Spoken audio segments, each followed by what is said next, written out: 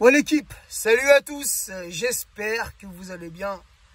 Qu'elle nous fait du bien, cette victoire face à Strasbourg les amis. Cette victoire, les 3 points très importants dans cette course au titre qui n'est pas encore finie. Et une course au titre qui se jouera jusqu'à la dernière journée de championnat.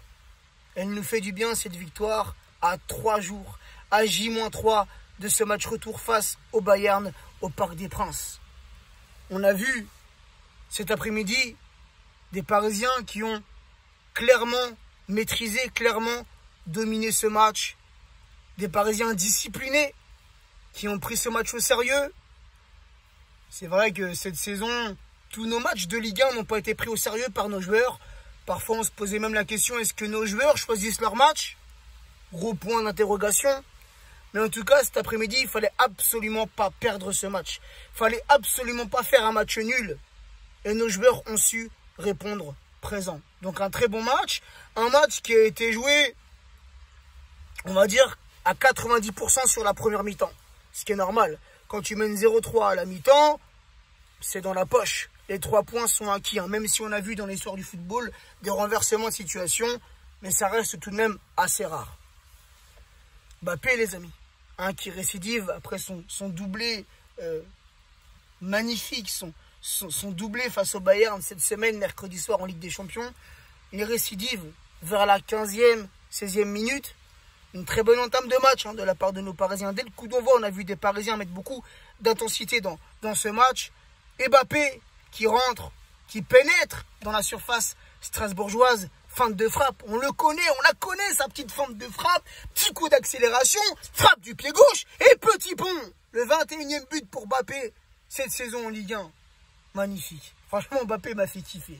Un Mbappé qui est sorti vers la 87e, 88e, mais Pochettino, quand tu vois que le match il est dans la poche, quand tu vois que tu mènes 1-4, un joueur comme Mbappé, qu'il faut impérativement préserver de la blessure, parce que là, mardi, c'est important ce qui nous attend.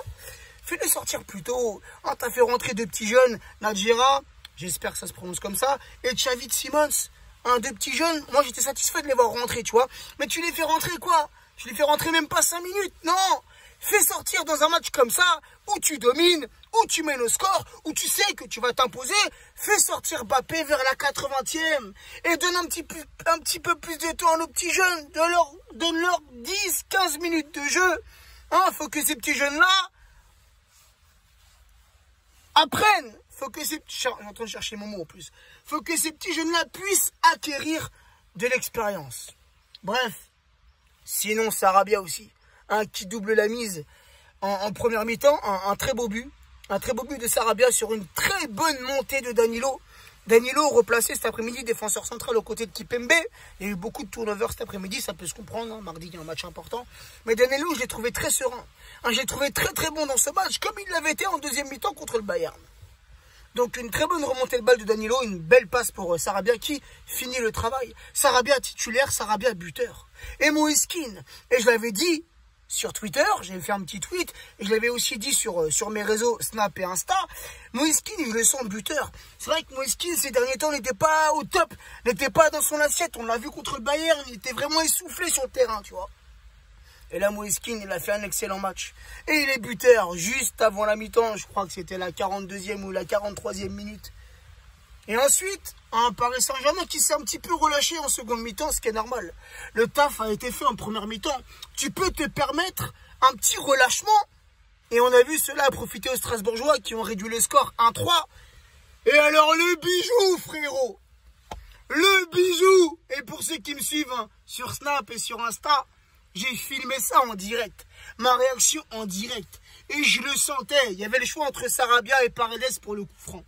Mais je l'ai senti, Paredes, avec sa patte droite, son magnifique pied droit, avec ses passes délicieuses et sa frappe puissante. Ce coup franc pour le 1-4, un coup franc qui a fait mouche, qui a fait trembler pour la 4e fois les filets strasbourgeois.